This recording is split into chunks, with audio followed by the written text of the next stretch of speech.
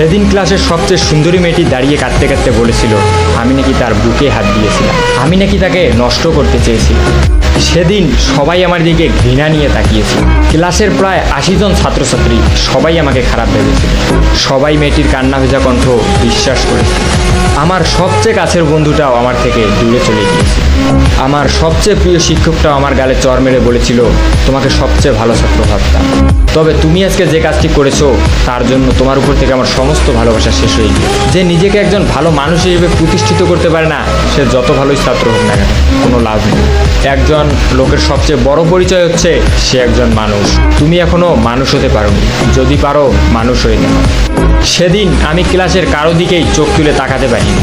কোনো অপরাধ না করেও নিজেকে অনেক বড় অপরাধী মনে হয়েছিল। আমার দুঃখটা সেদিন কারোর সাথেই শেয়ার করতে পারিনি। যতটুকু সময় ক্লাসে ছিলাম শুধু মাটির দিকে চেয়ে চোখের পানি ফেলেছিলাম। সেদিন আমি বুঝেছিলাম চোখের পানিরও দাম কম আর বেশি, কারণ মেয়েটার চোখের পানি দেখে সবাই ইমোশনাল হয়ে গিয়েছিল। আমি সত্যিই মেয়েটার সাথে এসব কিছু করেছি কিনা এসব কেউ ভাবেওনি, চিন্তাও করেনি। সবাই মেয়েটার চোখের পানি দেখে তার সব কথাই বিশ্বাস করে নিয়েছিল। আমার চোখের পানি কাউকে আবেগই করতে পারিনি। আমার মতোই আমার চোখের পানিটাও কম দামি।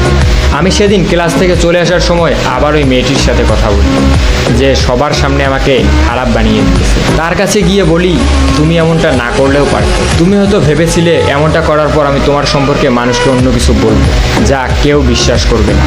সবাই হয়তো ভাববে তোমার উপর প্রতিশোধ নেওয়ার জন্য তোমার নামে এসব মিথ্যা কথা বানায় বানায় বলতেছে। কিন্তু তুমি হয়তো জানো না তুমি এসব না করলে আমি তোমার সম্পর্কে কিছুই বলতাম। তবে ভয় পেও না, এখনও তোমার সম্পর্কে কাউকে কিছুই বলবো না। যে মানুষটা সবার সামনে আমাকে খারাপ বানিয়েছে আমি তাকে সবার সামনে খারাপ বানাতে চাই না। কলেজ থেকে বাসায় ফেরার পথে যখন দেখলাম সবাই আমার দিকে তাকিয়ে আছে, তখন আমার বুঝতে বেশি একটা অসুবিধা হলো না। আমার খবরটা হয়তো এলাকার সবাই জেনে গিয়েছে, তাই আমার দিকে এভাবে তাকিয়ে আছে।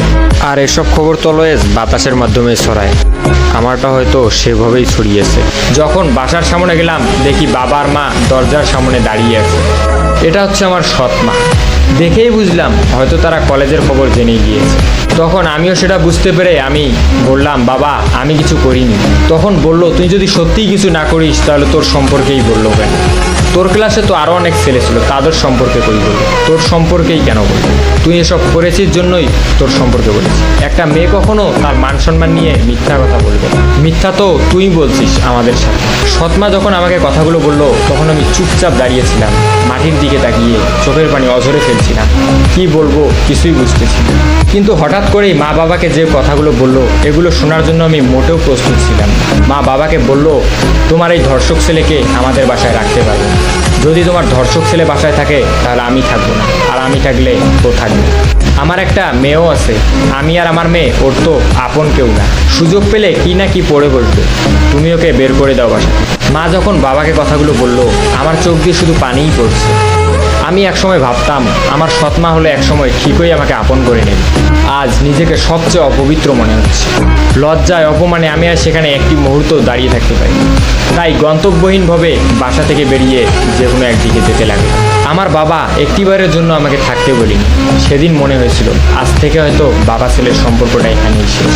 এটা তবে ভালো মতোই বুঝেছিলাম এ বাড়িতে হয়তো আমার আর কোনোদিনই স্থান হবে না। আমার কাছের মানুষগুলোই আমাকে বুঝতে পারিনি, দূরে ঠেলে দিয়েছে। এখন একজনই আছে শেষ ভরসা। সে মানুষটাকে আমি অনেক বিশ্বাস করি, ভালোবাসি। সেও আমাকে অনেক বিশ্বাস করে, ভালোবাসে। তবে কেন জানি না আজকে অনেক ভয় হচ্ছে। আর সবার মতো কি সেও আমাকে খারাপ ভাববে, আমাকে অবিশ্বাস করবে? অনেক প্রশ্নের উত্তর মনেই থেকে যাচ্ছে। সেই রাতটা নির্ঘুমভাবে সিয়াম নামের এক বন্ধুর বাসায় থেকে পরের দিন দুপুরে খেয়ে আমি চলে যাই আদিবার সাথে দেখা করতে। হ্যাঁ, আমি যেই মানুষটির কথা বলেছিলাম অনেক বিশ্বাস করি, সে আর কেউ নয়, সে হচ্ছে এই আদিবা। কিন্তু আদিবার সঙ্গে দেখা করতে গিয়ে আমি যা দেখলাম তা নিজের চোখে বিশ্বাস করতে পারি। কারণ সে আজ একা আসে, তার সাথে একটি মেয়েও এসেছে। তার সাথে যে মেয়েটি এসেছে সেটা আর কেউ নয়, এটা সেই মেয়েটাই যেই মেয়েটা আমাকে ক্লাসে অপমান করেছিল। কিন্তু আমি বুঝতে পারলাম না আদিবার সাথে মেয়েটার কিসের সম্পর্ক। আদিবার কোনো কাজিন নাকি বান্ধবী? আসলে এই পুরো স্টোরিটা আমার এক ফলোয়ার আমাকে টেক্সট করেছিল এবং বলেছিল যাতে আমি এই গল্পটা পড়ে আপনাদের শোনাই। অ্যান্ড গল্পটার সেকেন্ড পার্টও আছে। গল্পটি ভালো লাগলে অবশ্যই আপনার বন্ধুকে মেনশন করুন, চাইলে শেয়ারও করতে পারে। এই ভিডিওতে 5K লাইক এবং 500 কমেন্ট হলেই ইনশাল্লাহ দ্বিতীয় পর্ব আসবে। সো আজকের মতো আল্লাহ।